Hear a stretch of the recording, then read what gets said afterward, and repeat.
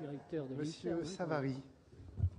Oui, moi je rejoins ce qu'a dit mon collègue Barbier. Simplement, vous avez parlé, madame, de tensions entre les professionnels et l'autorité. Et on voit bien qu'en ce moment, il y a des tensions entre les professionnels et l'autorité qui a été provocatrice dans un certain nombre de domaines, notamment, on pense par rapport à la loi santé. Donc, il va falloir gommer ça.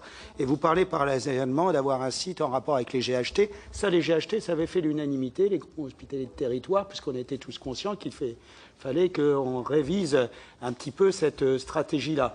Il n'empêche qu'il ne faut pas enfoncer les coins dans les failles et que si vous prenez en compte cela, comment allez-vous prendre en compte le secteur privé qui doit être associé, comme on le souhaite, au GHT par rapport au secteur public? Et puis une deuxième question, simplement, vous nous avez exposé très brillamment votre vision de cette haute autorité de santé qui n'a pas les moyens de son ambition, c'est ce que j'ai compris à travers votre propos.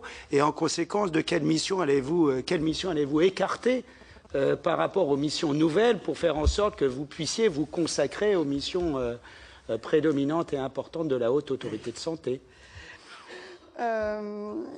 Monsieur Savary, pardon, vous m'avez posé la question de la tension qui existe entre les professionnels et l'autorité. Moi, je suis très sensible à la difficulté d'exercer le métier de médecin. Je suis médecin moi-même, j'ai une consultation hebdomadaire, voilà. Je suis un médecin de terrain, je ne l'oublie pas. Et donc, je suis sensible au fait que les médecins veulent être impliqués dans ce qui les concerne en termes de recommandations de bonnes pratiques, que tout ne peut pas venir du monde administratif. Je pense que l'administration peut améliorer les choses, mais elle doit se faire en lien très très fort avec les professionnels de santé. Donc pour moi, et vous me posiez, je crois, Monsieur Amiel, la question des recommandations doivent-elles être combinatoires quelque part et devenir obligatoires? Je ne suis pas favorable, je suis favorable à être incitatif, à que les gens aient envie de s'emparer de ces questions-là, plus que de le rendre réglementaire. Tous les secteurs sont évidemment concernés par les questions de certification, d'accréditation. Moi, je n'ai pas là encore, pas d'idéologie. Nous participons tous à notre système de santé.